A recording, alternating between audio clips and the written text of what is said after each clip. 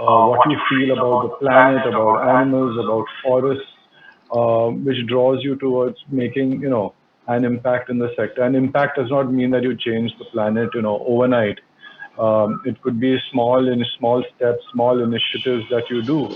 I know after the donkey rescue, I started actually working. There were a lot of horse carts in Bombay. With a friend, we started working on trying to get the horse carts out. And I could not change. I was not a lawyer. I could not change the entire system. But I used to love photography at that time, and we used to drive around, take photographs of the abuse on the horses, and those photographs were used as evidence in court. We would do midnight rescues. So it's not that I could solve the entire thing, but by chipping away at it, you can solve problems. At that time, I still did not have an NGO of my which I ran, and what did happen is I started getting connected to people in the sector. And each connection, each campaign, each meeting was a stronger bond with people in the sector. And I soon realized that, what, there is a space for me over here. I don't have all the skill sets. In fact, at that point of time, I was not in recruitment. I used to run a logistics company. But I do have something which each and everyone on this call possibly has, a desire to uh, change for this planet for the better. Do something for the wildlife, do something for the forest, do something for climate. And I think that's the common denominator for everyone over here. But the thing is, where do you get in? And I think just doing small things, chipping away at where you can make a difference will get you closer to the community, and suddenly you realize you're in the thick of things. Uh, my work with the donkeys and the crows and the street animals landed me with a network of people who connected me with Maneka Gandhi, and she wanted to execute a project for a veterinary project in New Bombay, and we are four of us were core part of that team, and without any background, we didn't have any degree in veterinary medicine. We were not architects. We were just people from different fields passionate about animal welfare. And we created feasibility reports. We did some seed funding where we got consultants on board, paid for them. The land was already acquired. We went through the bureaucracy. We went through. We got architects on board free of cost. We went through a real rigor and created a feasibility report which was pitched to the Tatas, and Mr. Ratan Tata got involved. We made a pitch to him. He got involved in it. And the journey was from a rescue on the road right up to pitching to Ratan Tata for a full-fledged veterinary hospital. And simultaneously, I also ran various adoption camps for street animals, and we used to rescue a lot of street animals. And my co-founders at my NGO, AAC, Animal Adoption and Care, we actually never wanted to start an NGO. So we wanted to identify various areas in conservation and wildlife conservation, street animal rescues, and animal rescue where the gaps were, and if we could plug the gaps. So, I mean, the adoption camps were a gap in the system at that point in Bombay, and where a lot of animals are not getting adopted after they were rescued. So we found that gap and tried to plug it and work with other NGOs. But our work actually we expanded really fast, and we needed institutional funding at that time. So we were compelled to start an NGO on our own. And the opportunities are there for everyone. Identify gaps. Look where look where NGOs cannot move beyond their geographies or cannot move beyond their current scope of operations. And if you can add to that and make it easier for them to function. Look, bandwidth is really difficult with NGOs. Everyone has limited resources, finances, human resources, and bandwidth is the expectations from the general public are very high with NGOs, that you must achieve this, but the truth is that everybody has their limitations. So if you think you have a skill set, and skill sets could be photography, skill sets could be social media, it could be communication, you could be a generalist. I mean, I actually think of myself as a generalist who can work across functions and get things done. So if you're a generalist, more hands can help. I mean, that's more on the volunteering side, and I don't think any NGO will say no to a volunteer. Everyone needs the planet is at such a peril right now. um, I think it's going to take each and every one of us, beyond this forum over here, that's going to help heal the planet from where we are right now. So no NGO is going to say no. Your skill sets are not welcome here.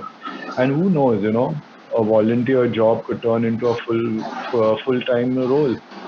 There are enough of foundations that are in India right now that are paying well. Uh, I think this pandemic has made us realize that it is each one of us have to at some point fend for ourselves as well. And so monies that are coming into the sector will be fairly large going into the future. And large amounts of money also translates into NGOs expanding the scope of operations, expanding the geographical reach. There are a lot of NGOs who operate in a particular area and they do it for the last 2 decades over there. But it's time NGOs also look at going beyond where they are working right now to create better impact. So more money coming in means NGOs need to expand, and then there are more roles available for people, and the need for people to come. Traditionally, people who have been in the sector, they have grown with the organization, at the inception stage, and they spend a lot of time with the organization. Then knowledge, know-how, it all comes from within. Um, it has changed in the last decade or so. There is a shift where people from the corporate sector are coming across to the NGO sector, the social sector, but we need more people coming across. Um, because like it or not, this sector needs a lot of innovation, simple innovations, but smart, practical innovations can make a huge impact. I can give you an example. So we actually did do work at the BSPCA hospital as well. We are an agency in another NGO which helps with reducing the load of animals that they have in the hospital, and they had a. And I'm again going back to the point of solving small problems for NGOs and how you can use your skills to solve small problems. They were not being able. In fact, no NGO in the city takes care of infant animals. It doesn't give critical care to infant animals, puppies, kittens, birds, none of them. So we wanted to solve that problem for them.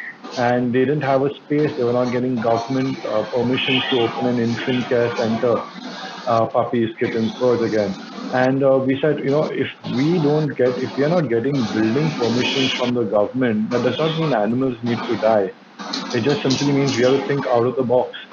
We got prefabricated shipping containers from China, and we said, okay, these are temporary cabins, and we imported 2 containers from China, prefabricated them, made them infection free, and got them. And I'm happy to tell you, we've saved over 300-400 puppies, kittens. I mean, till date, the number is out of that. Those 2 containers, we've got 502 odd animals adopted from there. So it was a small innovation using your mind, using your network, and those also come across from your current work spaces where you're professionally seeing a lot of innovation. You can clearly take it across to the NGO sector. So there is a lot that needs to be done. Obviously, fundraising is a big part, and I think everyone. When we were kids in school, we were all trusted upon with a certificate, go collect money for the blind association was, I think, one of the things that we always trusted upon. But fundraising is a big part, right? There are two ways to make a difference in this sector, right? Time and money. One person gives time, the other person gives money, but you have to ask for the money. And I think fundraising is an important part, and your skill sets in fundraising, writing proposals, communication, making donors aware of the problem, I think is an important part of NGOs. And to be honest, NGOs don't do that really well. Don't do that really well because they are so involved with the problem and at the ground level, they cannot understand what the donor needs, what are the expectations of the donor. So sometimes it's good someone comes from outside and looks at it holistically and says, these are the problems you need to solve for the donor. The donor's problem, why is he not giving money? So look at the situation holistically. understand what the donor's needs are when he gives the money. Obviously, gratification, personal gratification of making an impact is good, but to be able to measure that and tell the donor that this is what the impact he has made, his money has made, is important. And I think people from the corporate sector understand customer service, and the donor is your customer, and he has to be treated like that. And that really helps. Sometimes, I'm not saying negative things about the NGO, but sometimes people do have a chip on the shoulder where so much blood goes and blood and sweat goes into the work they do. And when you're questioned continuously, you see, why am I being questioned? But that's the truth, right? If somebody is putting money into you, you need to be able to answer back and articulate your answers right. So communication is a big part of the NGO sector, which needs improvement. And I think a lot of people need to step in over there for the NGOs and say, like, look, we can take part of fundraising proposals, articulating donor reports. Those things are important parts that need to come in. And then obviously the people are there to give the time. Photography. I mean, there are. Hi, Ashraf. Sorry, would you be able to give the audience a bit of a background on how fundraising works with NGOs and why it's so important, and maybe share an experience that you might have had. And guys, we're talking about all kinds of NGOs, right? NGOs that take care of wildlife conservation, NGOs that take care of women, NGOs that take care of street animals. It applies to all. So, Ashraf, would you be able to shed some more light on that? Absolutely. So, I mean, with specifically coming to conservation and animals, so let me tell you that India is one of the countries that has enacted the CSR Act, where it's compulsory, mandatory to give 2% for a certain bracket of customer companies, 2% of the funds that after net profit. Now, the thing is, in that, conservation, animal welfare are the lowest in the pecking order. Companies tend to give in areas around their business, women empowerment, child education. Those are very important for a population at large. But climate, animal welfare, those are also important long term for a population survival. In fact, more important than anything. If holistically the planet is surviving, all the causes under it also survive. But the biggest issue that I've had, and I can give you my example. We were working with an animal welfare NGO, elephant rescue NGO as well in southern India. The famous one is Wildlife SOS in the north, but we were working with WRRC in the south, and we were raising funds for them, and we actually did a show for them about the plight of captive elephants in India, which were captured from the wild and put into captivity in temples or for begging and for various other uses.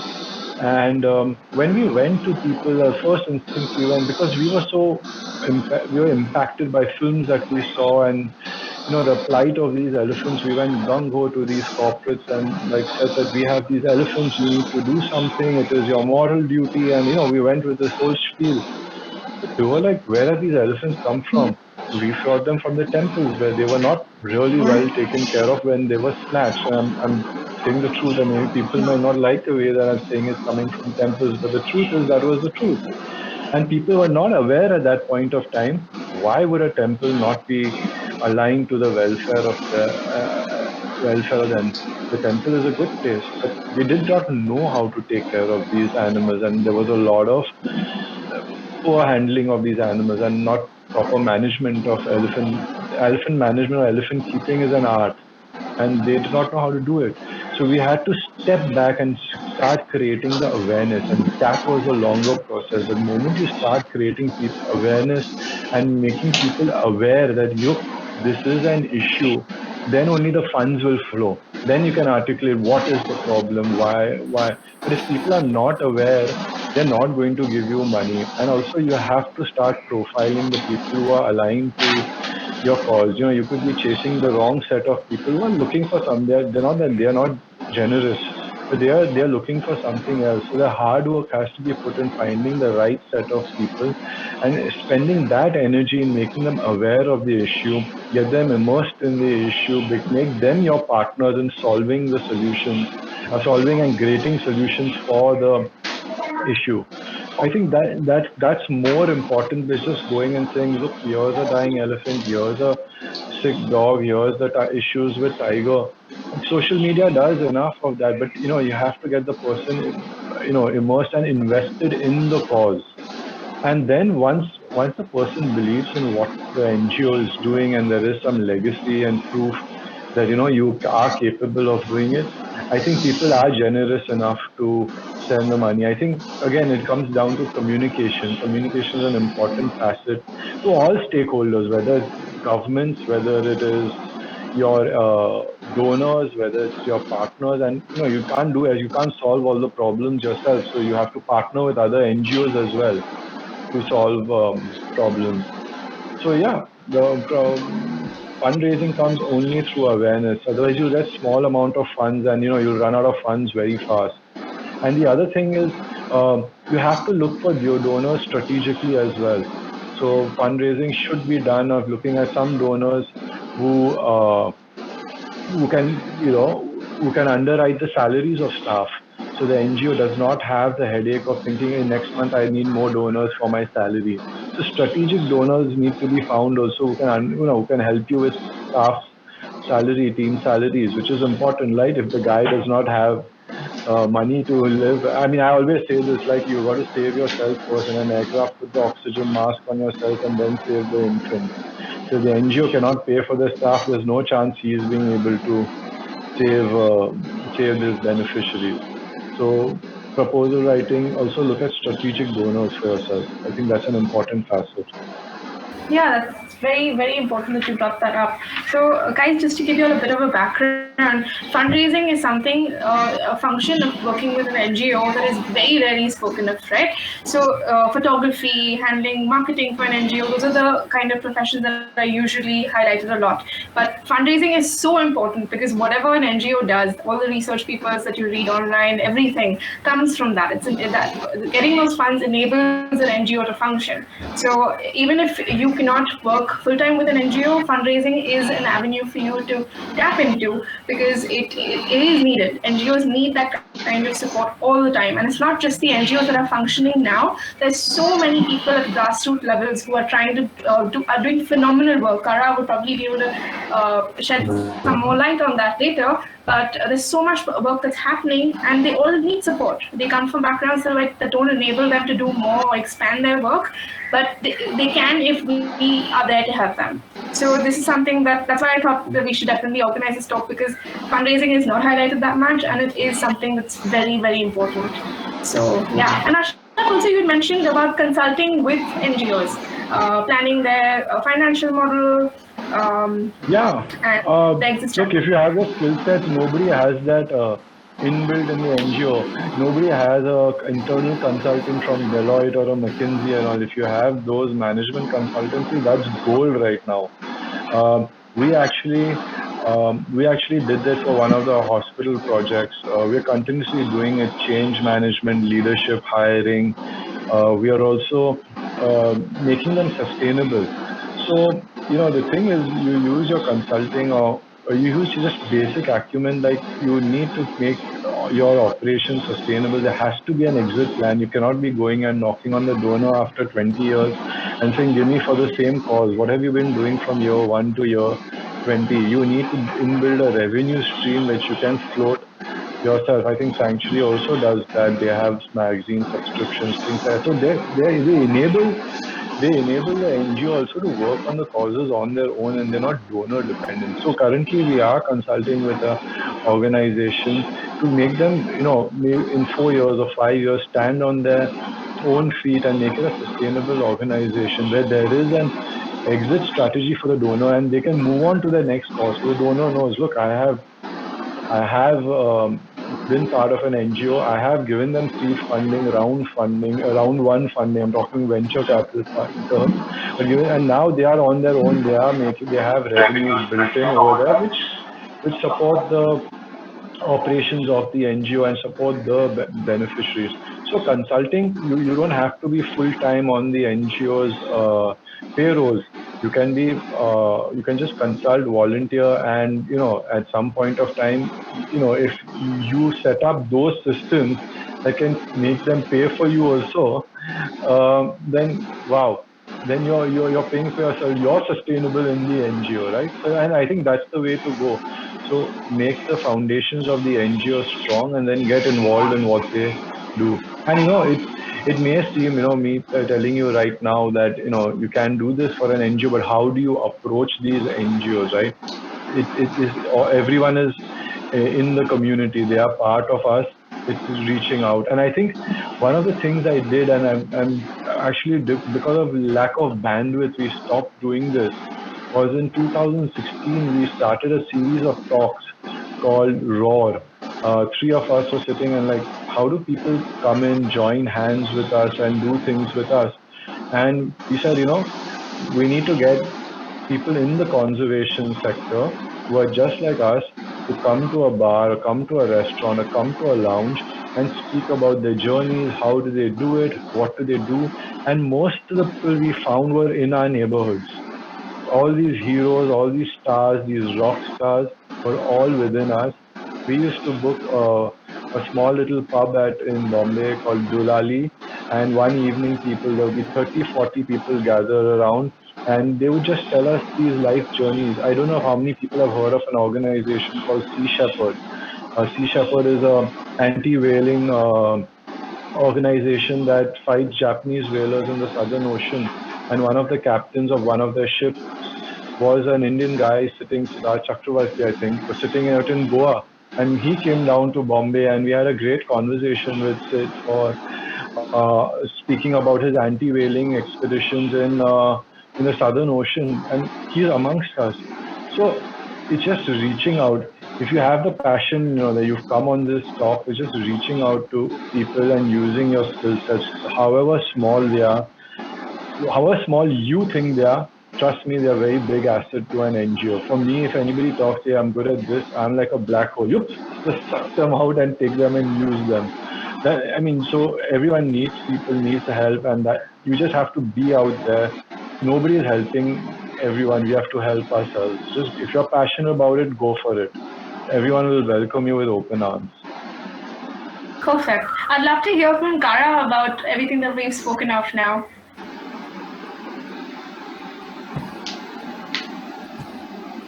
Hi, Cara. Hey, hi. Yeah, hi. So, Ashraf, thank you so much. You've made so much sense, and you've shared a lot of the things that I was thinking too. And you've done me the favor of looking after some of the more clinical bits so that I can talk a little more about finding your way in what is essentially a very confusing space.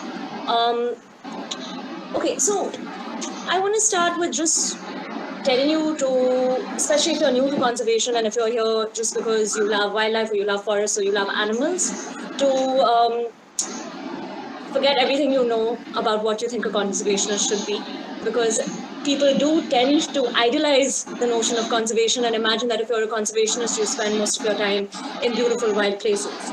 I wish this was true, but the majority of the conservationists I know, the majority of their work happens behind a screen.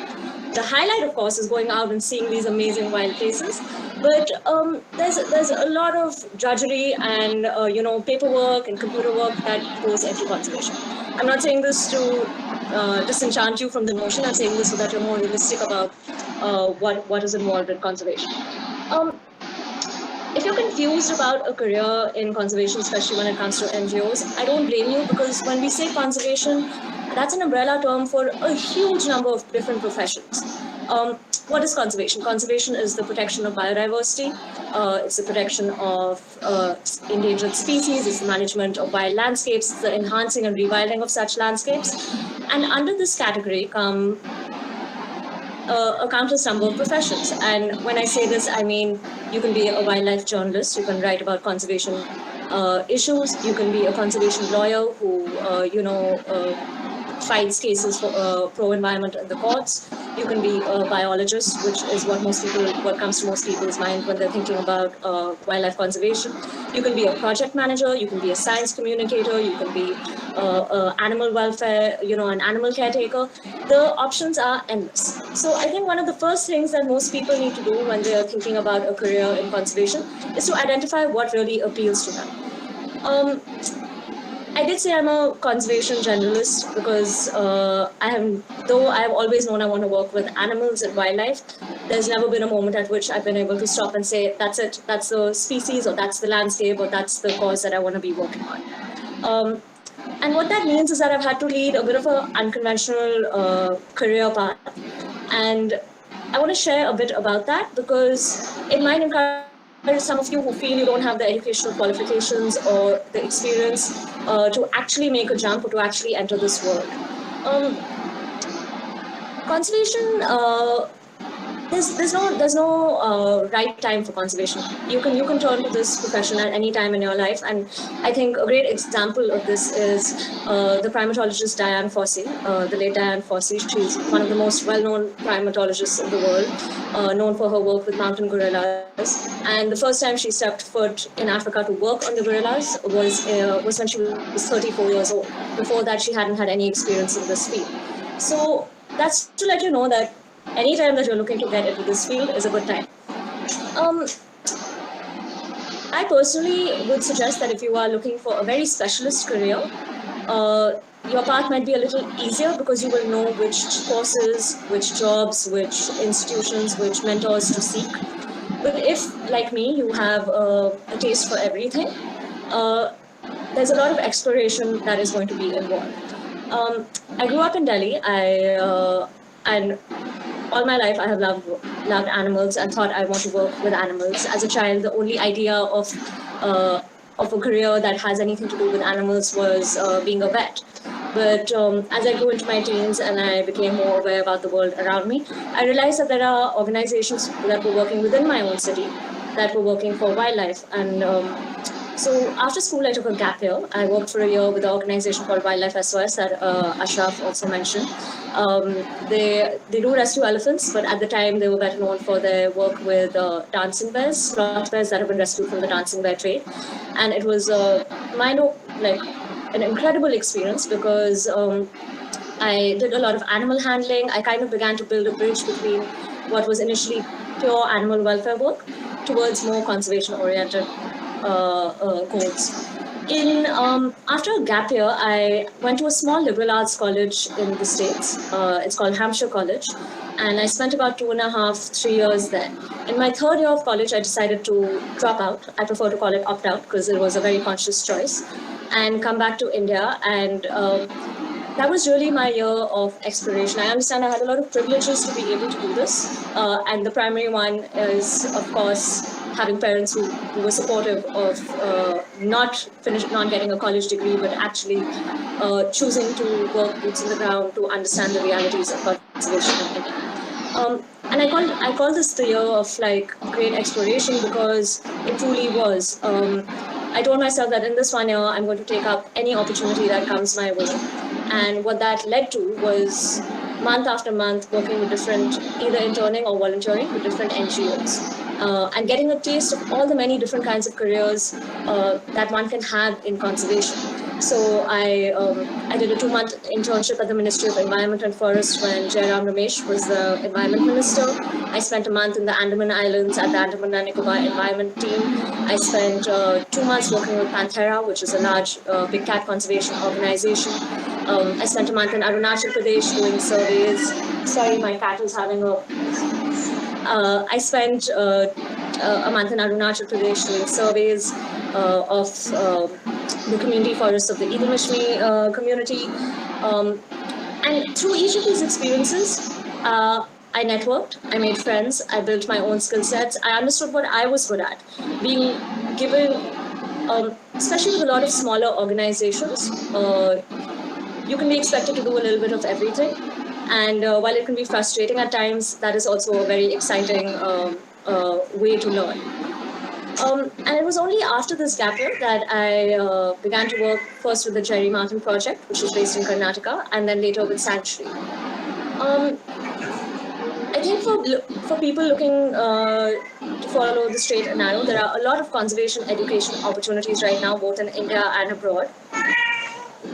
And I'm not going to start listing out courses you could potentially take, but after this talk, if you want to reach out to me, I can share a list of a crowdsourced list of institutions and courses both in the country and abroad.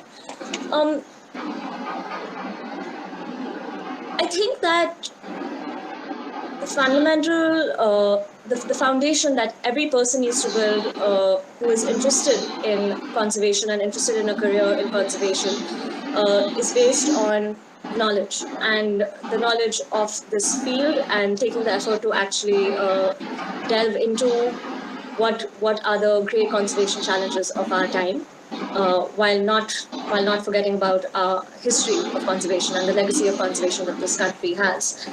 Um, there are so many resources available to us right now, and I really think we are in what you would call we live in an age of information, and in fact, sometimes the problem is that there is too much information, right? So read books. India has amazing wildlife conservation writers, naturalists, and speakers.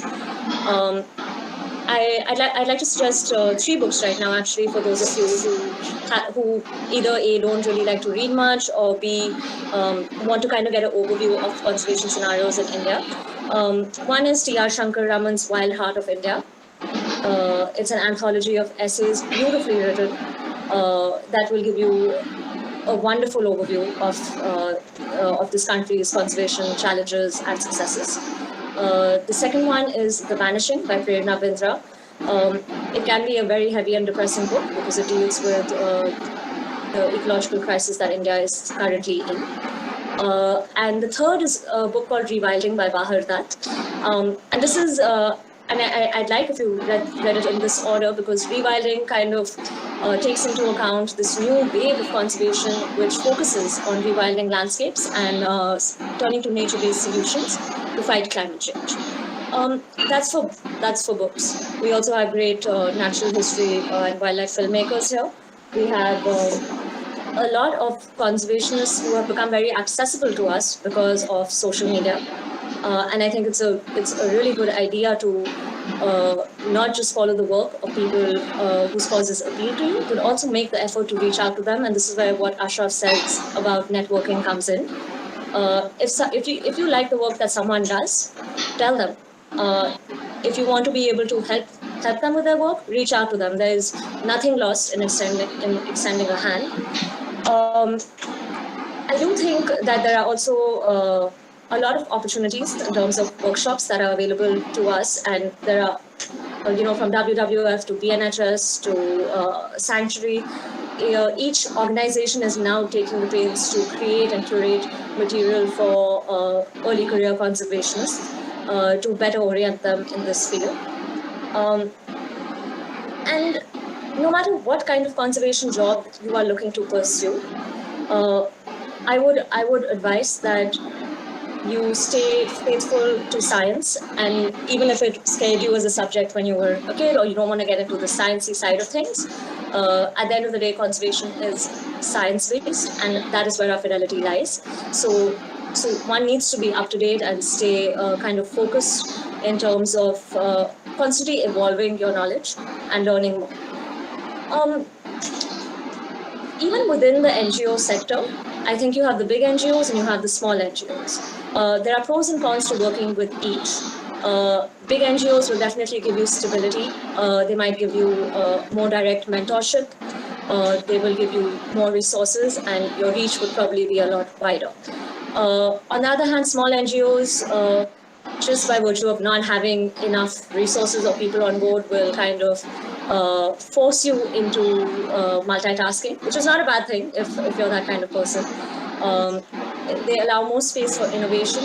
They allow more space to actually work on the front lines and not only be delegated to office work. And there is room for flexibility.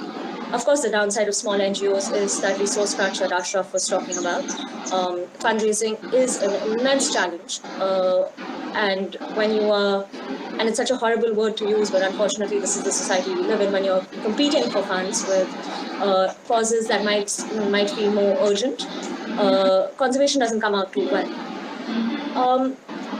So when you're looking for a job at an NGO, I think it's very important that you also weigh pros and cons of small NGOs and big NGOs to decide which one will suit you better. Um, I think something that worries a lot of people is the financial stability of working with an NGO. There's no point being dishonest about it. It's not. No one is becoming a conservationist to earn a lot of money. That's just not how it works. And there's no conservation organization in this country that is going to make you filthy rich. So if that's your idea of conservation, it's better that you take another path and then use the funds you accrue towards conservation causes.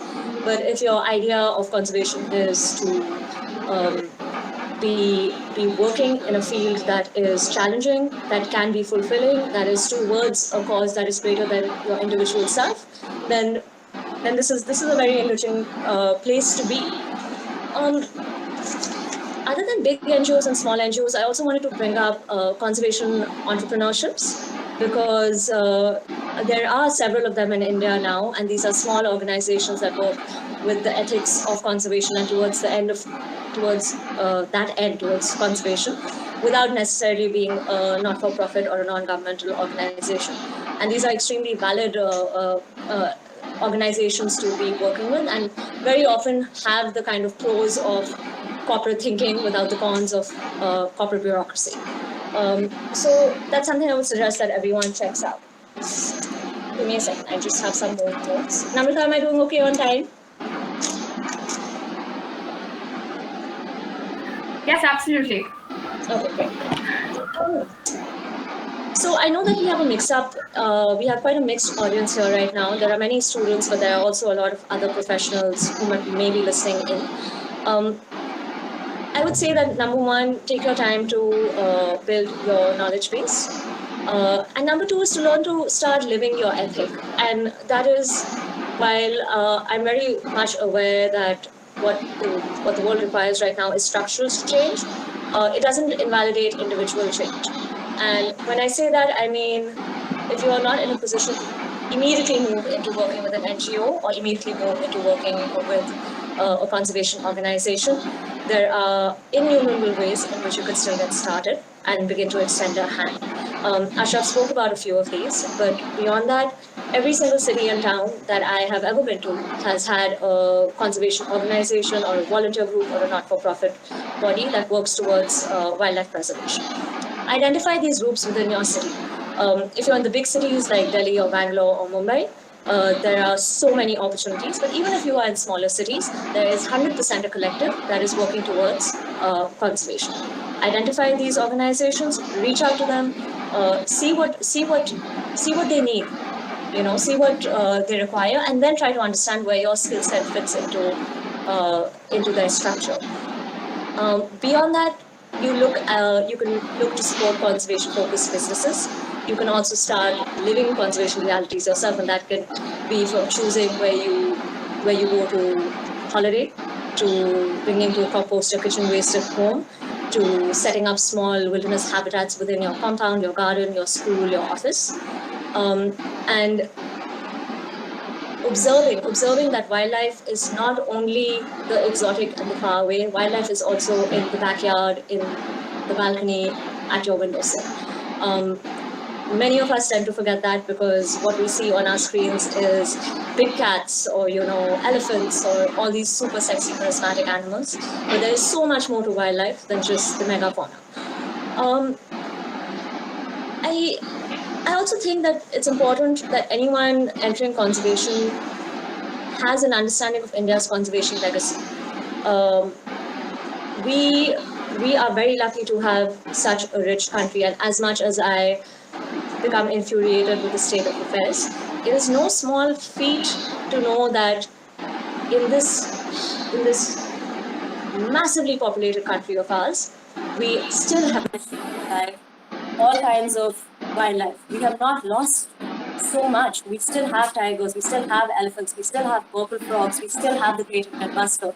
And when you're living in such dense, closely packed conditions, when there is already so much inequity and disparity within the society, the fact that this wildness persists is our reason for hope and our reason to know that that this is not a dead field. In fact, this is a career path that more and more of us need to turn to. In acknowledging our legacy of conservation, it's also important that we acknowledge some of the more difficult or controversial aspects of conservation, and that reaches from conservation being seen as an elite audience subject to prior human rights atrocities that have been committed in the name of conservation or taking of exclusionary and militaristic approaches. And by this I mean that we live in a very complicated, complex, and nuanced world, and we need to make efforts to recognize this, to acknowledge it, and then try to dismantle it. And I think a good example for that is that today India's protected areas are run by the Indian Forest Service.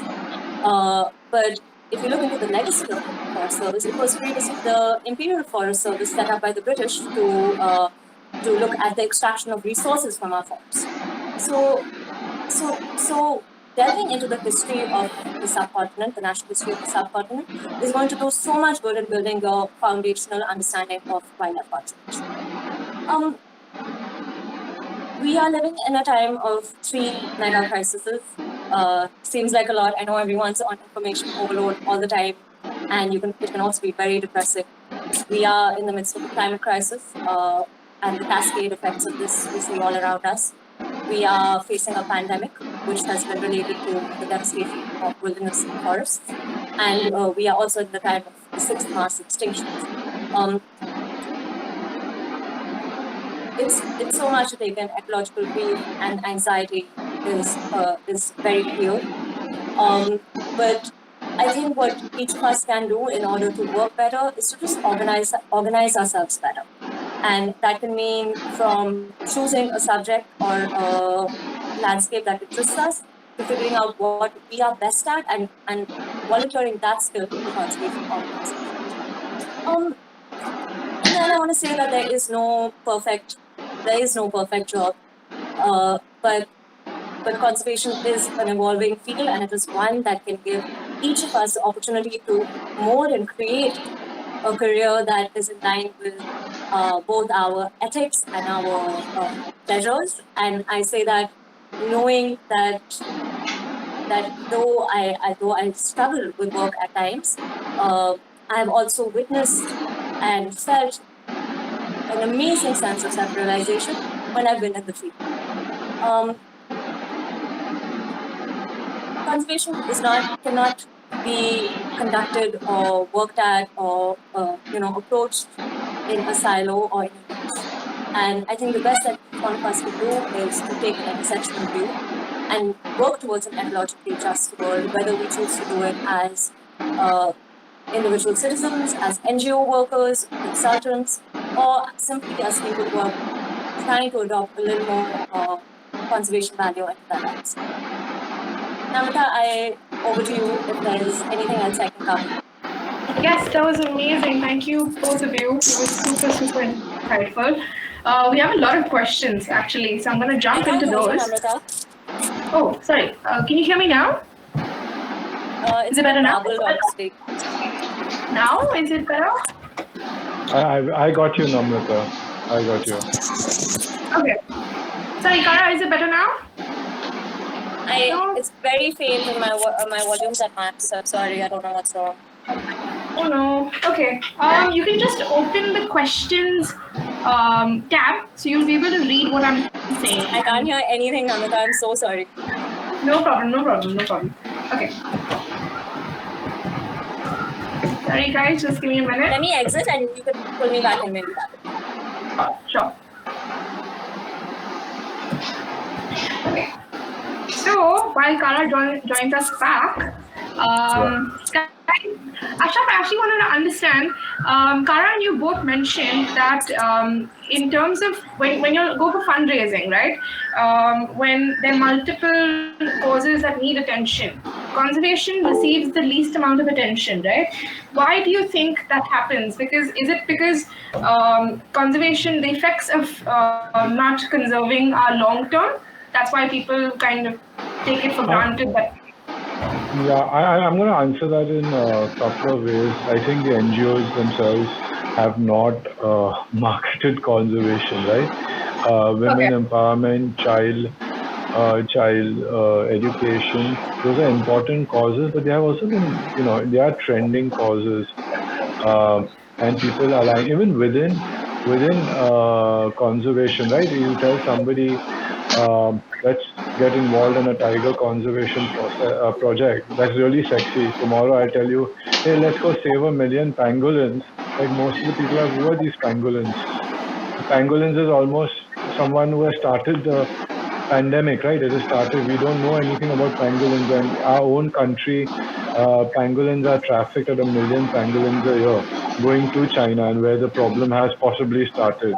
So it is actually what is trending, the media picks up, what people start talking about, and that's where it comes to awareness.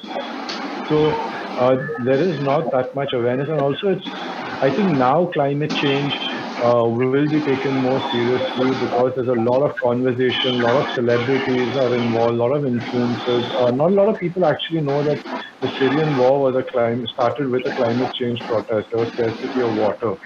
So I think there is not enough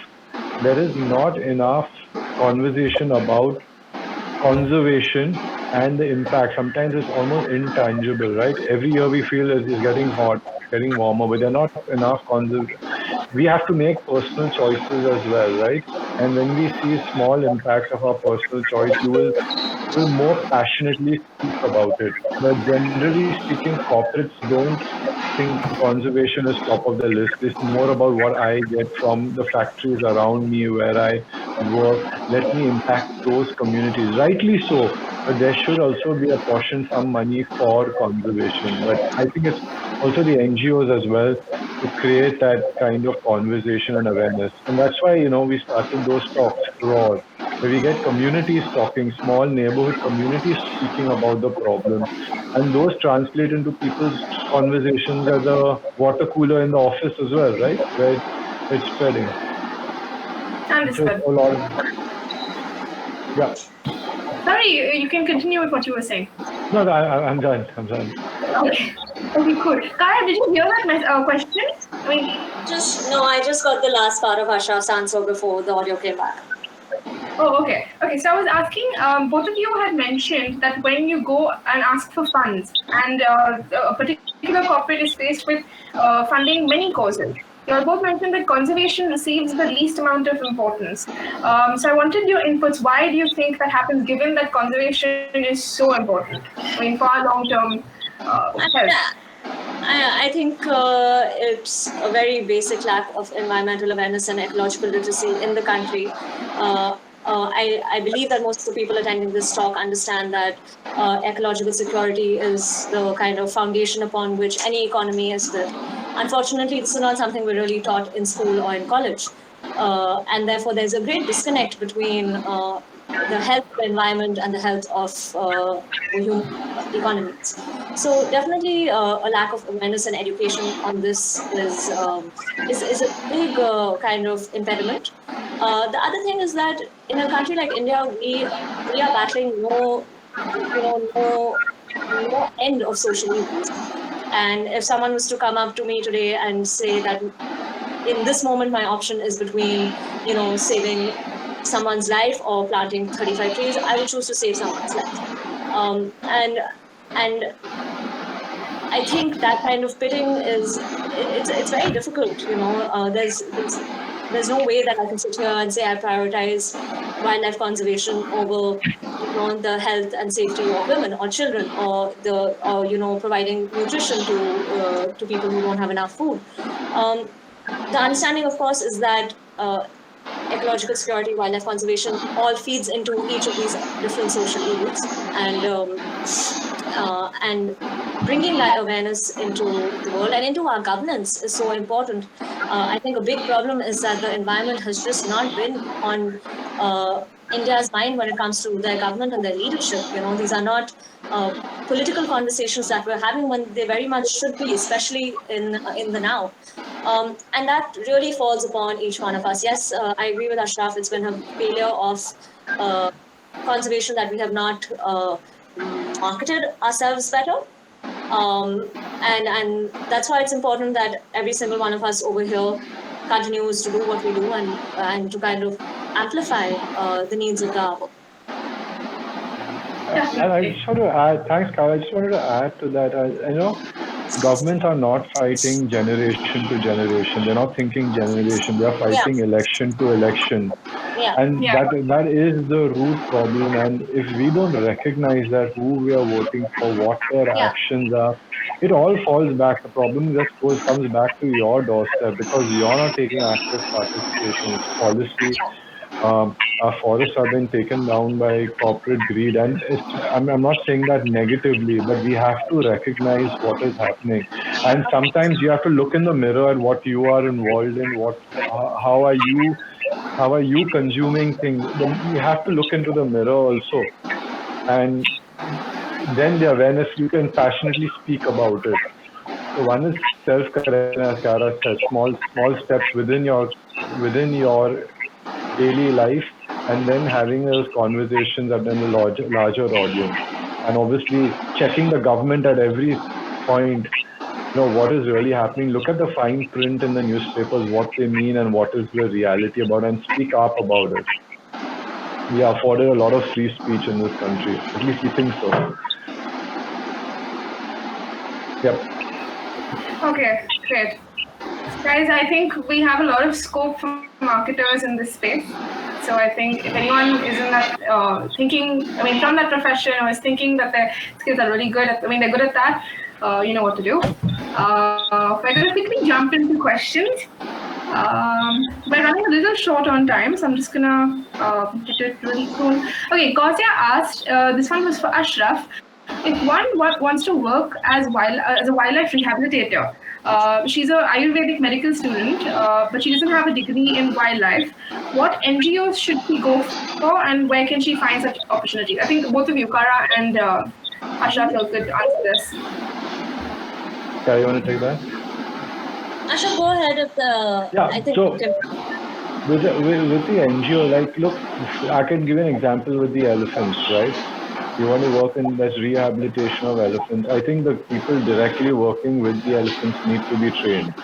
The elephants usually work well with the mahouts and their assistants. So I think directly with the elephants would not be an option. Most wildlife, as Cara said, right, you cannot work directly with the animals. It's more scientific and technical to collect research and data, analyze data, study behavior. But ancillary stuff that can be done with, it could be trying to cut a strategic project if you're working with elephants about information center about elephants. Come and partner with an NGO and say, let's make an information center, let's create a revenue stream with it where we start getting people coming and understanding elephant behavior, having talks about people, events. So that is getting again funds into the NGO. So those kind of roles with rehabilitation, part of a rehabilitation center is something you can do. There's another girl who's working on dolphin conservation in Goa, and she's working with local fishermen who have lost their livelihoods. She's not impacting the dolphins through some intervention. She is using ethical methods where fishermen who would go out for dolphin trips in Goa are doing it ethically, and she is making the trip. She's adding value adds to the trip.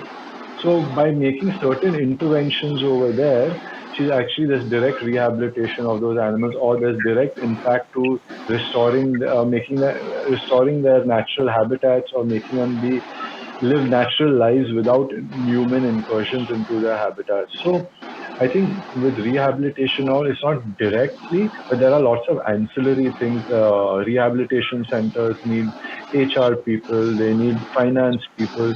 In fact, if you're from a data scientist, and we are doing this project on data impact, where we are encouraging, we are doing it with our NGO, where we're saying that how do we record data, and with that data, analyze that data and give a donor the impact of what his rupee is going through.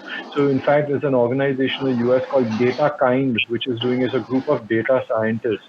So we are working with a similar group of data scientists over here, to study our data, telling us how do we input this data and how do we the output is also learning for the NGO. When I do a rescue of an animal, how long typically an animal takes to get rescued, how I'm allocating funds for animals. So it's a wide variety of things you can get involved in, from data science, everything that a normal business have, that should be a facet of an NGO. So if you have any of those skills, please add those skills. Think of NGOs as platforms. You have an idea, come join them and further those ideas. Use their platform to further conservation. I hope that answers the question. A bit roundabout, but I was trying to get to the variety of things that can be done and as wide. Can I, Namrata, can I just add to that? I think the questioner wanted to know about working as a wildlife rehabber, correct? Yeah. Okay, so I just want to say that there are a lot of different organizations working in the country for wildlife rehabilitation, and it is a very intriguing field, because working hands-on with animals can be very rewarding. It can also be exhausting and difficult. Sorry, my cat's thumb is in my face. Okay. So there are the big organizations such as Wildlife SOS, Wildlife Trust of India, um, uh, and WRRC, of course, which have wildlife rehabilitation centers. But there are also a number of smaller organizations. And other than that, the forest departments and most city-based animal welfare NGOs will also be working at some level with wild animals that can range from, bulbuls to squirrels. So some organizations you can check out are WASA, that's WASA. There's the Jerry Martin Project. There's Rehabber's Den, which is in Pune. There's the Tamilong Rainforest Club, which is in the northeast. And then there are individual wildlife rehabilitators such as Manoj Gogoi, who's in Assam, or Salim Hamid, who's in Bangalore. I would say there's no one set way to go about it, but I think touching base with active wildlife rehabilitators will help you kind of forge what your next step should be. Can I add to that also? BNHS is a good organization to look at because they do have these courses as well. And through that, a lot of these courses are taken by a lot of people in the wildlife conservation space and rehabilitation space. So, you can directly reach out to them. So BNHS is a good place to look at. And also, I think there's RAW in Bombay, RAWW in Bombay, which does urban wildlife rehabilitation.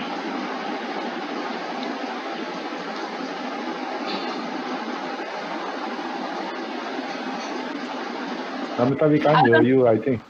Yeah, I was on mute, sorry. Okay, so the next question was from Omkar. Kausya, I hope that answers your question. Omkar is asking, how do you work on maintaining the balance between wildlife and domesticated animals? And she means the population of domesticated or human-associated animals could have an adverse effect on wildlife. So how do you deal with that? So I think he must be talking about the population of dogs. I'm not too sure. So population of the domestic animals versus the population of wildlife. Yeah, I mean, it is just truth, right? Like leopards, we have seen that leopards are preying on street animals, on dogs, especially in a city like Bombay. The most effective way, and going legally and strictly legally, the ABC rules that are there in place, right? Every municipal corporation has to abide by the ABC rules and control the dog population. I think I'm adhering to the domesticated animals. The questioner is talking about the dog population. So you have to, if there is an area which you think that is a concern of the growing dog population, then there has to be some NGO that has to be reached out to come help them control the population. That is a truth, and that is the legal way to do it. You just cannot terminate and exterminate animals. That goes against the Supreme Court's orders. There was say on that. I think that, yeah. Cara, is there anything that you'd like yeah, so I think this is a really great question, because I think the boundaries between animal welfare and wildlife conservation can become very blurred. There are some great online resources that you can read about. I'll share some links on my Instagram or maybe on this chat a little later. I'll have to dig them out. But in essence, when we speak about conservation, we're speaking from a species perspective. And when we talk about welfare, we're interested also in individual animals. When I say that, I mean for a conservationist, if they see an injured deer in the forest and the tiger takes it down, that's the natural course playing out. For someone very interested in animal welfare, your priority might be to, help that deer out, get it the necessary veterinary intervention, etc. So I'm just drawing a simple line. In terms of balancing animal welfare with wildlife conservation, I think this is again quite a question of ethics and a question of better governance. Firstly, the reason that we have a problem in India, such as massive feral dog populations that are threatening wildlife in eco-sensitive areas, is because, surprise, surprise, of humans. Right, when we're creating garbage, when we don't have proper waste management, when we're allowing pet dogs to run wild and breed on the street, these all exacerbate and allow for stray animal populations to grow. And in many parts of the country now, dogs are beginning to kill endangered wildlife. In such a situation, you have to work, conservationists and animal welfare activists need to work hand in hand to ensure that there is a solution that is ethical and humane. Ideally, we will be running massive ABC, that's animal birth control and sterilization programs for stray animal populations, and implementing way better waste management techniques in all cities, towns, and villages. We don't live in an ideal world, but there are definitely organizations that are working to find this balance. Sure. In addition to what Cara said, I'd also like to highlight that there's not much that we can do about this, but our population is growing so much, and there's absolutely no land for us to occupy. So now what's happening is that we were branching into the space that was reserved for our wild animals, and as we do that, as we cut down their habitat and start living there, of course, there is going to be an increase in human-wildlife conflict, and that's why you'd see more articles in the newspaper of a leopard eating some 50 cows, and then the forest department goes and tries to capture that leopard. So it's like a vicious circle, right? That starts from us and then it affects us again. So this is a thought that I thought I would share with you. So it's something that you can think of. We're going to go back to the question. Can I just say one more thing over here? Because the media tends to only portray the most sensational news items, our understanding of human-wildlife interactions can become very skewed. And I use the term interactions because not all human-wildlife associations are. And you brought up the leopards of Mumbai, and this is a very important kind of topic of conversation, because at the end of the day, Mumbai's leopards are city leopards. They are living within the heart of this massive metropolis. And there's not a lot, but there's some work that has been done on the leopards of Mumbai over the past years. And what we found is that there was much more conflict when there were knee-jerk reactions of removing leopards every time they were being sighted, or for small transgressions, and relocating them elsewhere. You're either temporarily solving the problem or you're transferring the problem elsewhere. So I just want everyone who is listening in on this to be aware that all human-wildlife associations are not conflict. Human-wildlife interactions are much wider than just us being affected badly by each other. And I think there are many people who do live cheek by jowl with wild animals and have kind of learned to live and learned to coexist with each other. And one of my favorite examples is my former boss at the Jerry Martin project. His name is Jerry Martin. And Jerry works with snakes, and having spent much time with him, I was able to witness how easy it is to live with even venomous snakes in your backyard if you have the right awareness and the right education about it. Okay, perfect. Yes, that's great. Sorry, Cara, Ashraf, we've gone over time. Are you all okay with like 10 minutes more to answer the rest of the questions? Sure. Okay, perfect. Okay, we have one question, very, very important one from Arushi. She's asking, how should one approach NGOs for consultation or financial planning based roles, even if voluntary, if in case there aren't any vacancies or capacity for permanent hiring, is that something that usually they would either be looking for someone who stays with an NGO since it involves a lot of information? Okay, so basically she wants approach. She wants an idea on how a consultant in financial space or someone who can help them with that strategy can kind of work with them. You can come join me. No, but on a serious note, if she should actually, I would look at it if I had a passion for conservation, understand, as Cara said, which are the areas she's interested in conservation, and look at maybe their financial reports if they are published, and see if there's something she can be involved in. Like her skill sets are used to the extent the NGO is big enough to consume her knowledge and her skill set. So I think some of those publications are there on the net. Most NGOs do publish that. And if they are not published, then look at a sector, subsector of conservation which is interested in. Try and reach out to founders, speak about them. There are various forums which you can use. I find LinkedIn, as I run a recruitment firm.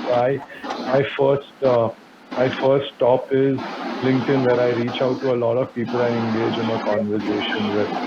Also, I don't know how active they are. There is a website called the idealist.org. I don't know if how active they are right now, but I used to find a lot of when I was grappling with the same question: where do I work? What do I do? Where do I volunteer? I used to look at a lot of jobs on idealist.org, which are there.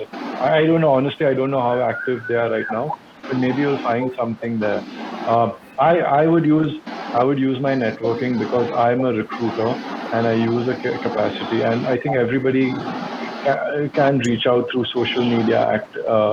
Social media, I think people are a little more accessible. And if there's any, I think Cara or me or you or anybody needs to reach out to someone specifically, I can definitely help. But financial skills are needed. It's needed. So if somebody's volunteering, I'm sure somebody able to consume what the person can deliver. Namita, just one thing to add to that, which is sorry, no? Yeah, of course. Which is to say that whichever NGO you wish to approach, just do your homework about that NGO a little bit. Identify what their objectives are, what their main verticals and projects are, what their revenue sources currently are, and then customize your pitch to them to show what you can do for them, what you can bring to the table. Having worked with a bunch of different NGOs and mostly with smaller NGOs, I know that everyone is always multitasking, always kind of swamped with work. So the easier you can make their life, even when it comes to reading their pitch, the better your chances of success. In smaller NGOs where everyone is doing multiple things, the worst thing you can do is ask to be spoon-fed, or require someone to decode what your email means or what your pitch means. So do your homework about the NGO and send a clear pitch that is customized towards what their needs need. Also, you can look at mission, vision statements where they're not achieving something. So strategically, if they're not achieving it, it's because they don't have bandwidth. So maybe your financial skills will help create a finance strategy, how to achieve those things. And that will help them articulate their case to their donors with a more impactful financial model or financial skills. So I give an example. A lot of NGOs in animal welfare have their motto or their vision statement to help stop dog fighting in India, which is a huge problem. But nobody has done it because they can't articulate how the costs are going to be involved, what are the project costs that are going to be involved, where they can get their donors. Obviously, you need a heart also to fight this rampant problem, but a small intervention with a financial case to the donors could start the conversation. So even look at where the gap is and what they want to achieve from their website. As Cara said, do the research and what they have not achieved, and then you can plug that gap up through your skills. Perfect. Thank you for that. Just going to go on to the next question. This is Anushka's question. For funds, do NGOs have to reach out to the corporate sector too, like MNCs? If yes, then what is their responsibility? Sorry, I did not hear that. If NGOs do. I'll just repeat lost it. your voice again. I'm going to have to go out and come back in. Sorry. No problem, no problem. Ashraf, the question was for funds, do NGOs have to reach out to the corporate sector too, like MNCs? If yes, then what is their response usually? I think we So covered this. Sorry. yeah, but I can just tell you it depends on the sector, right? So almost all corporates, if they are giving money to CSR, the CSR policy is published on the website. So you will know immediately off the bat what are the causes they are involved in. So whether it is, you have myriad of causes out there. So you'll come to know exactly what causes they are aligned to. If they are, also, if you look at causes like street animal welfare, right? There are usually no. If I were to look between saving wildlife, saving endangered birds, the great Indian bustard, as a donor, I'm sitting on the donor side of the table, and I'm telling you that these are endangered animals, and there is a population issue. And then here comes another guy saying that, look, I want to rescue dogs. Now, from a donor side, which is a more critical thing, where most people look at dogs as a menace, a problem, is that more critical than saving an endangered animal? So then it's the promoter and the promoter family or the board. If somebody within that organization you know personally, which is aligned to that cause, then only they're going to help you. Otherwise, it's a waste of time. It is a wasted effort. So when approaching a donor, you have to, whether it's a corporate or an HNI, depending on your cause, some causes are better to go after an HNI, some causes are better to go through a corporate. And a corporate is more palatable to, depending on where they are, you will come to know from their CSR reports what they are aligned to. A lot of people have broad CSR reports, and you'll have to include if they have education, right? In the we are a Center for Wildlife Studies. I think Kansara, Dr. Kriti Karan works there. She does wildlife education in outside parks in Karnataka. So we've tailored that to education within the bracket of their MNC, that they support education, all those wildlife education and conservation education with children. So a lot of success when you go to donors or corporates depends on your articulation, your research. And I would always ask people when they go to ask for funds, refer back to the UN SDGs, the UN Sustainable Development Goals, and see that your NGO or your thing matches a lot of those criteria, or not all, but at least they are aligned to that. So your story is more compelling that this is a compelling cause to protect because they are aligned to UN Sustainable Development Goals. So it has to be very strategic to answer the question, and I don't think donors are very open to come to people who don't have an idea. They're quite evolved themselves right now to know what the problems are, how to measure impact, and things like that as well. So strategy helps a lot. Okay, perfect. Kara, did you hear that question? I did, but I heard the answer. So essentially, one second, I'm just gonna find it.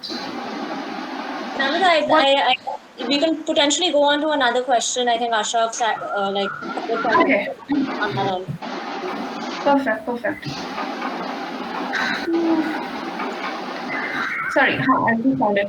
Okay, Manisha asked for someone who is more of a generalist in terms of communication, marketing, photography, etc. How easy is it to make a switch from one NGO to the other in terms of the cause that they work for? Who's that question for? I mean, any of you. Cara, you want to take that since you're the marketing and communication person? So actually, a lot of people think that this is communications is my job, but it's kind of more of a default because I like to talk and I like to write. But I would say that actually there has never been a better time to be a communications expert.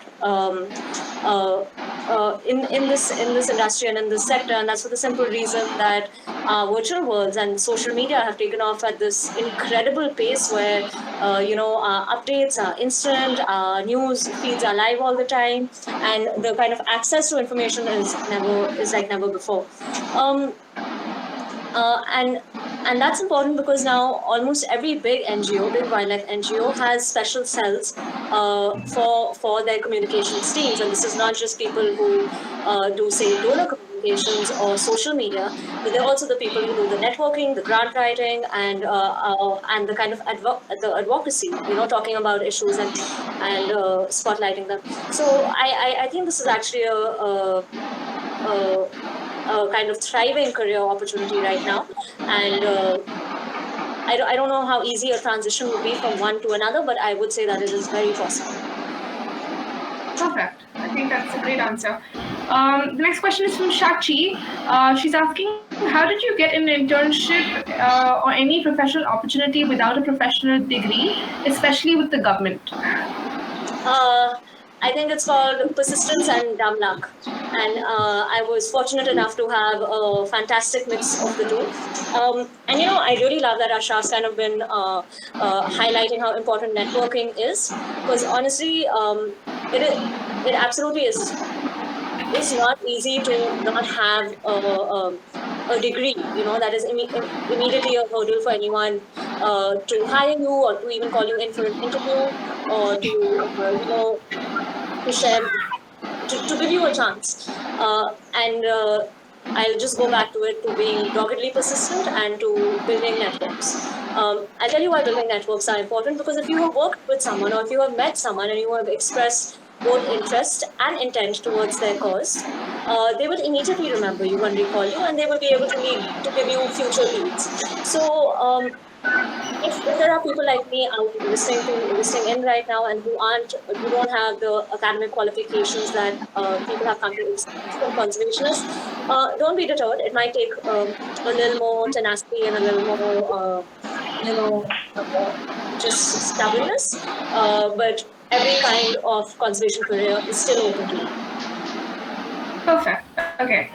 We have another question from VR, where she basically is asking for advice on how to be self-sufficient financially while doing volunteering work, which, I think you'd be able to answer that. So, it's not easy. It's highly stressful to do that, right? And especially, I think there's financial family family also has to be taken into account, right? If you're going to be doing a normal 9 to 5 job and then you volunteer with an NGO, then you don't have time with the family, and and if you eventually what happens is you're volunteering and you're passionate about it, it eats into your normal work so that could be a challenge. And I'm not mincing words into that. You have to, if you're doing that and you're volunteering, then look at it seriously to then start transitioning it into a mainstream career and see that it pays well. So be smart about what your objectives are. If that is your objective, is to be financially secure and do it, then see how you can bridge it and go into it mainstream.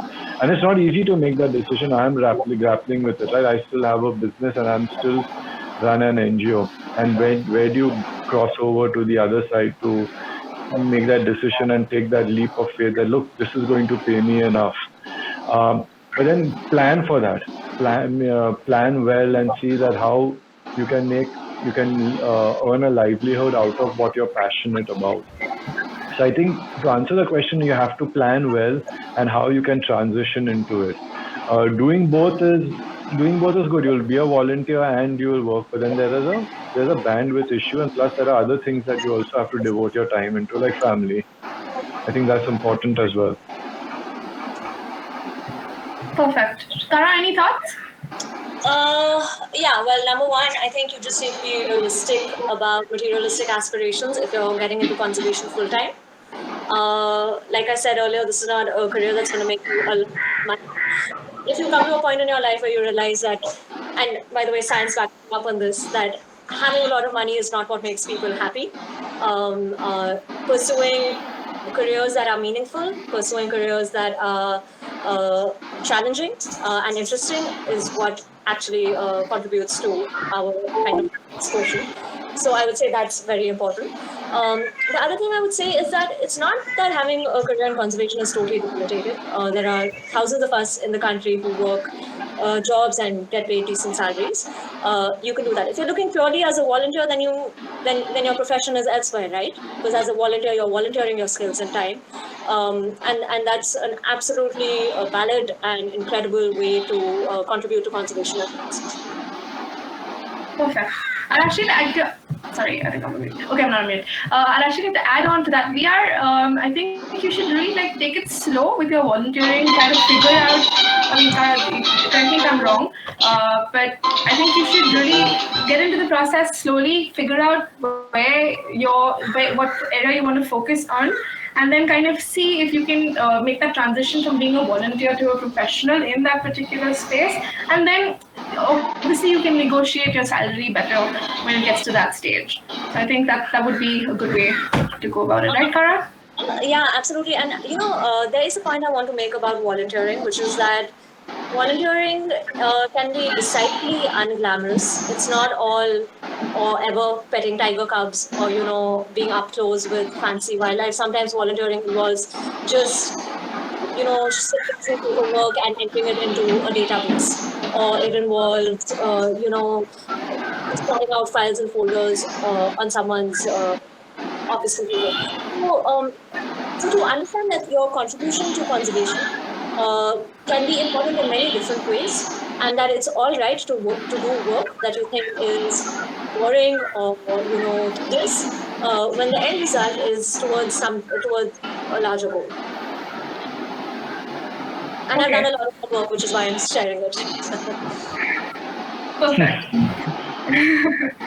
Okay, so we have, Cara, we have a lot of people asking for the names of the suggestions that you were given earlier on the books, the natural history of India, the 3 books that you mentioned. I've put that on the chat for the 3 books. And also, Gauzia had asked about the places where you can practice wildlife rehabilitation and conservation. So, the places where she could practice or learn about wildlife rehabilitation and conservation, so like Wildlife SOS. So I think we can just share a list with you after. So we'll move on to other questions for now. Ovia is asking, can you brief on the courses that one can do in India related to this field? That again, I think you have a very exhaustive list that we can share, right?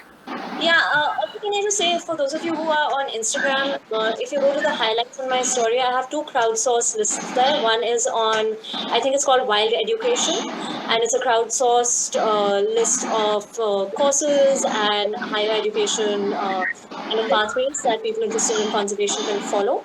And the other one is, I think, called Wild Internships, which is similarly a crowdsourced list of organizations that imparted kind of valuable internships or volunteerships to people who are now in the field of wildlife conservation. So if those are 2 things you're looking at, I suggest you head over there, and then you can just have a whole set of resources sent to different people to select from and explore. Perfect. So guys, you can just get onto Cara's page. Just type in Cara Pirana, you'll find her. Okay, and we have a question from Adya. The question is passion the only thing that drives one to be successful in this career, or is educational qualification in this field mandatory? Let's ask the living legend of this, Cara. Depends how you find success. Yeah, I was just going to say that. Go ahead, Cara. Just go ahead. I was just going to say it's very difficult to be successful in this field right now. I can tell you that I feel like a failure most days because there are very few victories in conservation. But this kind of dark humor aside, no, education qualifications are important, especially if you're choosing a specialized career path. They are necessary, but they are not the be-all and end-all for creating a fulfilling job or a fulfilling life. In short, I'm a strong believer, and I guess you would have gathered this from what I shared about my own journey, in the fact that passion, persistence, a thirst for knowledge can get you very, very far. And similarly, in education and education qualifications are not the only things that will make you successful in this field. And the sad truth is that there have been times when we put out job opportunities, and people have applied, and the paperwork has been great, in person, when you don't have that fire in your belly to work on these issues, you're going to fall flat on your face, so I think you need both. I think you need to figure out, each person needs to figure out what works for them individually. For me personally, I knew I didn't want to do a lot of formal, I didn't want to have a lot of kind of formal schooling, and academia wasn't very, didn't suit me so well. But at the same time, I love to read, I love to read about science. I know that that I can gather information from the world around me. So it depends person to person. Sure. I'd actually love to hear from Ashraf on this, because as a recruiter, I'm sure he can highlight a couple of qualifications that would help you start somewhere. So look, it depends. It depends again. I'm going back to the point on Cara. What Cara said about a big NGO or a small NGO. If they're evolved enough that need certain skill sets, then obviously the qualifications, and more than the qualifications, experience how they have done it in the corporate world or an NGO world matters, right? Because the NGO is investing money into you to for those particular skill sets they need because they don't have it in house. Uh, if it is a more generalist thing that you're going on, and if it is more something that you're exploring with the NGO, I think it is passion, right? Passion is important to do it, because a passion added with confidence that you can do it, right, is really simple. At some point, instead of building it so much up and saying that, yeah, I don't have the skill sets, I don't have the qualifications, I don't have this. There's a lot of hurdles, but I think if you simplify it, like, look, it is conservation is a difficult is facing a difficult time the way the planet is right now. I am here to contribute my skill, whatever those skills are. I'm sure there's somebody who can consume those skills, and those skills can be used to deliver something.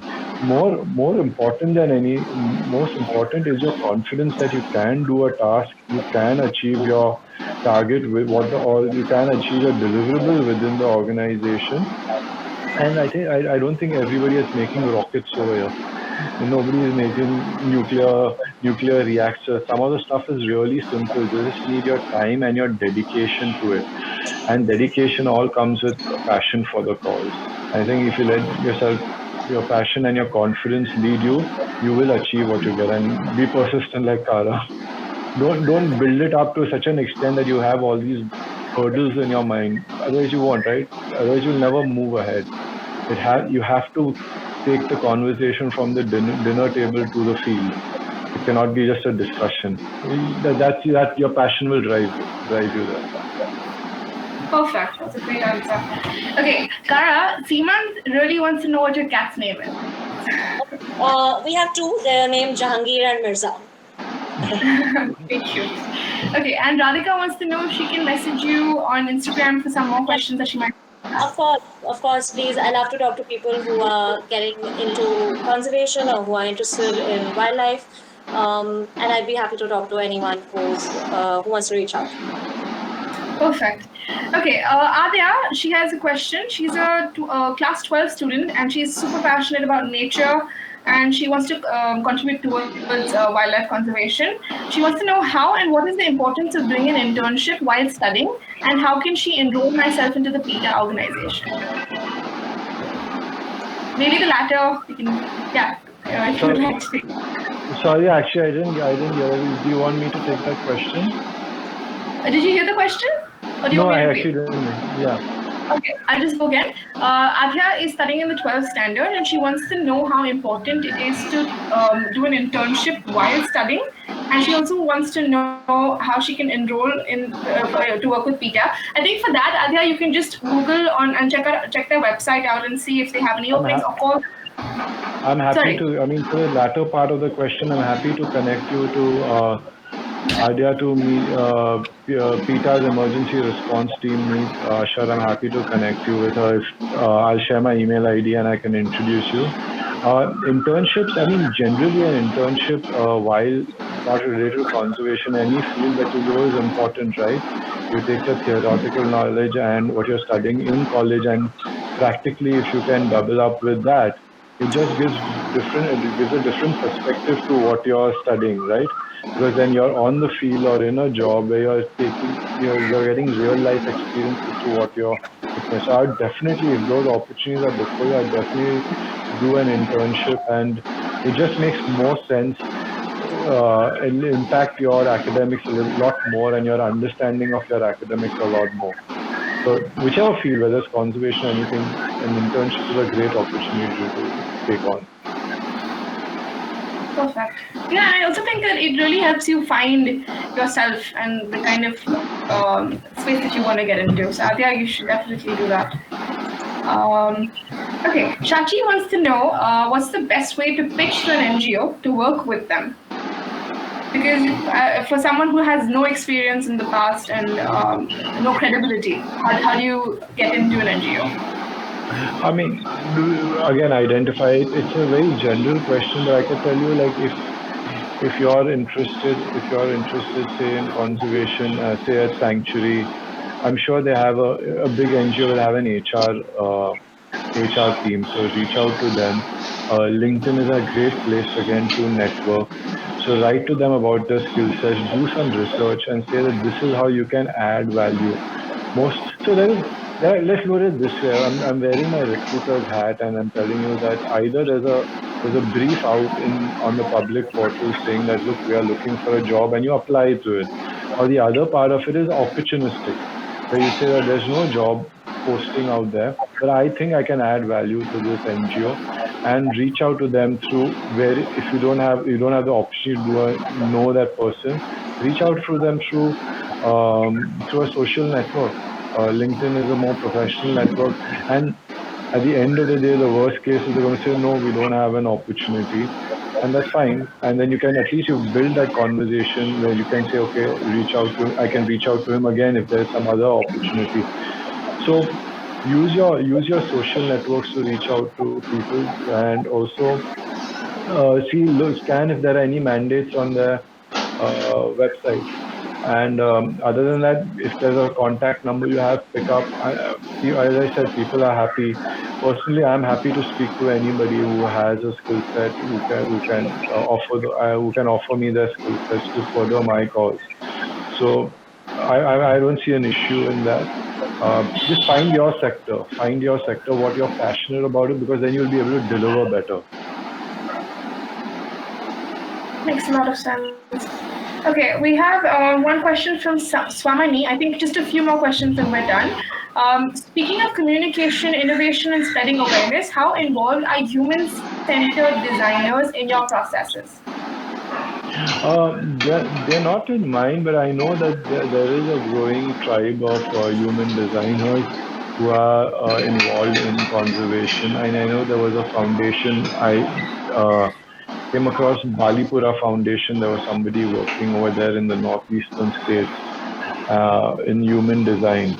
So it's not that I come across a lot, but there are a few people, and I think human-centric design is an important part of conservation, where those practices, that thought process makes the effort more valuable, or makes the cause more impactful. That thought process. Although I have not had anybody on any of the organizations that I work with from that sector or space. Cara, any thoughts? No. Let's go on to the next. I'm good. Sure. Okay. I'm just gonna. There's one question about sterilization of tigers. Kosia is asking. Maharashtra Forest Department suggested to sterilize tigers because of several recent tiger attacks. Do you think it's the right decision? I'm not, when it comes to wildlife, I'm not actually that, it's a personal thing, I'm not that practical. I'm saying don't tinker with nature. Sometimes just don't tinker with it, but the more practical thing, I think Cara would be able to take it, maybe to do it, but I'm not of the opinion to tinker around with nature at all. For me, as someone had told me, between wildlife and humans, it should not be either one wins. It should be both wins. It cannot be one wins, one loses. And I think in maybe a sterilization program, animals are primal mating. All these are intrinsic to their existence, and then you're tinkering to nature. So that means the human is winning. There has to be a solution where both win. And that is an important facet of wildlife conservation, where solutions are where both win. And I don't think this is a solution. Personally, again, I'm saying that is wildlife is winning. I feel solutions where both win are more impactful. So I don't know the details of this issue that's been brought up in particular, and nor am I a wildlife scientist, but by and large, I would say India is not at a place where we need to be sterilizing our tiger populations. And I really do believe that right now we need to be prioritizing protecting our protected areas, connecting our protected areas, and enhancing wildernesses outside of protected areas. India is by no means at a kind of carrying capacity of its wild tiger populations. There are many tiger habitats that do not have tigers currently for a plethora of different reasons. But thank you for asking that question. I'll actually reach out to some of my big cat scientist friends and ask them to draft a strong reply to that. Okay. Last two questions. Are you okay, Cara, Ashraf? Yeah. Okay, cool. Is there any organization or lawyers who aggressively deal with policies or legislation which affects the environment, whether animal or nature? Most firms or lawyers I know have 1% environmental related cases, and mainly which are in violation of present policies. How do I look for those organizations which fights from the very start against a bad policy? Actually, there are a number of wildlife organizations and legal bodies that work on issues of the environment and wildlife. There's LIFE, which is the legal initiative for forest and environment. There are organizations like Van Shakti, which does a lot of policy and legal work. There's Wildlife First, which deals with wildlife laws and policy. So there are a number of different organizations that are actually targeting environmental law and legalities and policies. Maybe I will share a list with Namrata and then she can pass it on to everyone here. Because they're actually doing so much interesting work and it would be great to have more people involved with that. And there are few individuals as well. Which are taking up these cases. And sometimes, even if you're not attached to any organization, there are several people who feel passionate about it. And if somebody has a legal background and is willing to devote a few years to a PIL or something, there are people who are even ready to sponsor such people who take the initiative to put a conservation issue into a PIL and get it heard by the courts and take it to a logical conclusion. So there are, in fact, I know people want to sponsor these issues, especially cruelty issues, but and ensure that the laws become stricter, poaching laws become stricter. So there are people who want to do this and want to back themselves up with back the people who are ready to put the time in with the money. So it's actually about a little bit of finding these individuals as well. If you don't want to be attached to a myriad of causes, but look at one particular cause and invest some time in it, in the legal nuances of the cause.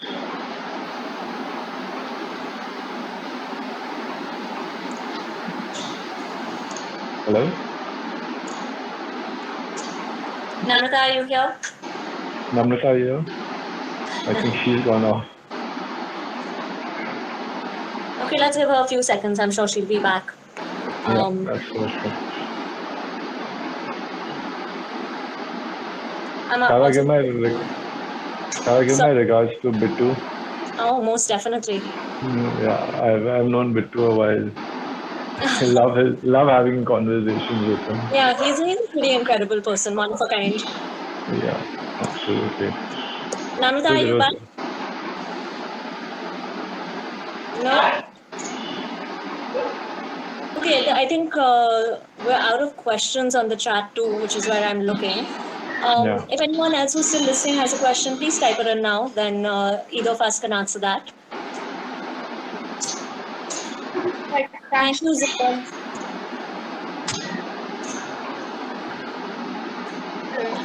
Are you back? Yeah, sorry, my computer just crashed out of like Okay, I was just going to take over your job, but now back to you. Oh, you said I would okay. The questions aren't loading here. Would you be able to check, please? I think there was one last question that was there about LinkedIn being a good platform to network with conservationists. LinkedIn does have various groups. I honestly, I look at it as from a recruiting tool point of view for my day job. They have various groups. I'm sure if the NGOs are there on it, um, it's easy to reach out if you don't have a direct connect. Sometimes also besides LinkedIn, these NGOs already have pages on Facebook, on Instagram. So there are other ways to reach out to people. If you don't find them on LinkedIn, find them through social media pages. Everybody has a presence on social media if the website does not exist, right? So I think the internet has brought us closer and it's easier to reach out to people. Earlier it was a challenge, but I think now it's easier to reach out to people. So all available means persistence, right? If you physically can't be there like Cara, you can be there in the cyber world and reaching out and be persistent behind people. I think Yeah. we've lost Are any Namrata stuff? again. Sorry? No, I'm here. Okay. I'm here.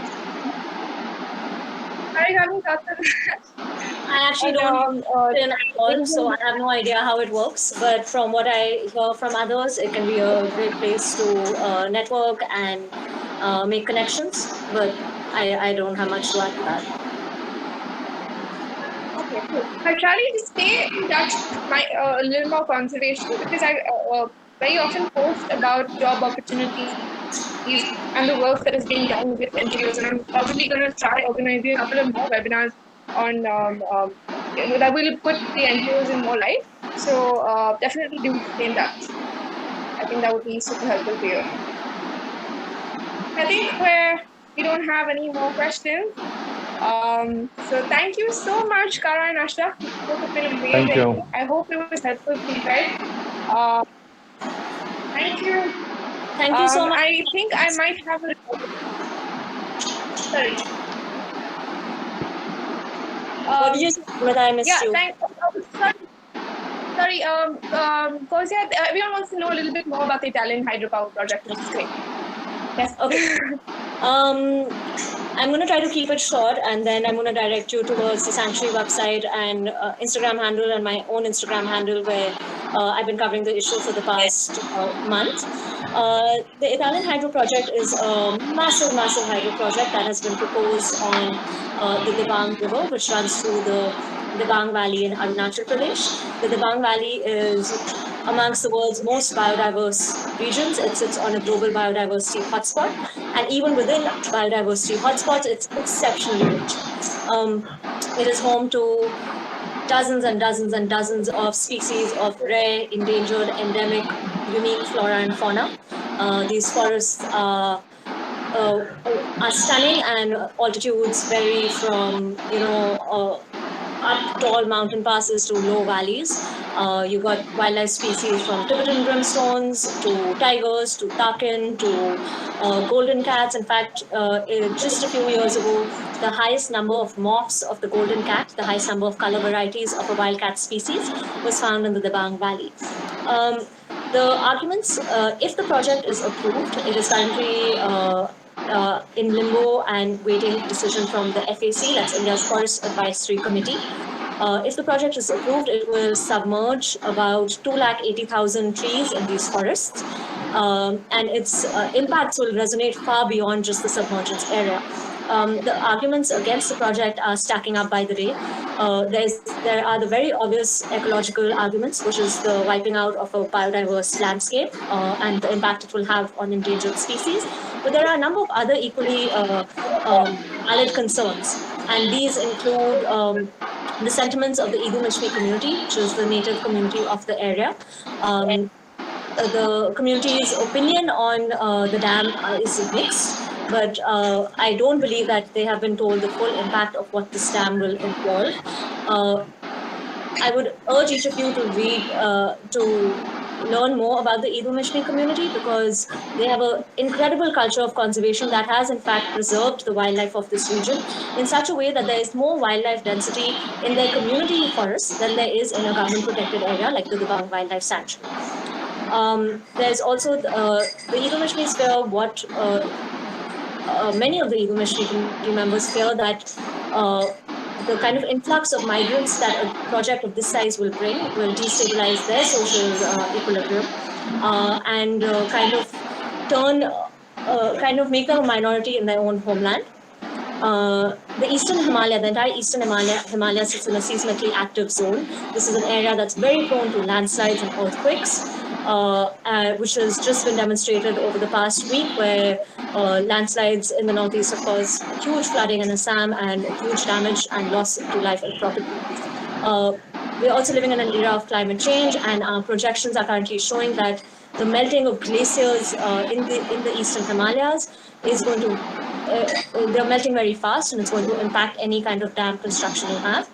And beyond that, there's the pure economic argument for it, and that is that hydropower, big dams, mega dams, are no longer considered renewable energy because of the kind of devastating impact that they have on environments and on people. There is so much information on every one of these issues I've just mentioned. And again, I will send the link to our campaign toolkit to Namrata, and anyone who wants to know more about it can read up on that page. Okay, I think we can wrap up. Thank you so much again. Thank you everyone for giving us so much time on a Sunday, especially the ones who've been with us since 12 o'clock today. Thank you. If you have any, please message me. It will help me plan better next time. Cara, Ashraf, I will be in touch. Thank you. Okay, thank you. perfect. Thanks Thank everyone you. on Sunday. Please send questions, comments, anything you like. Yeah, happy to have assist people who are looking for jobs. I'm definitely hiring. So anybody wants to reach out, please reach out. I think Amrit, I'll pass on my email ID. Definitely. Thanks Okay. everyone. Thanks so much. Bye. Thank you. Bye. Bye. Bye. Thanks, Amrita. Bye.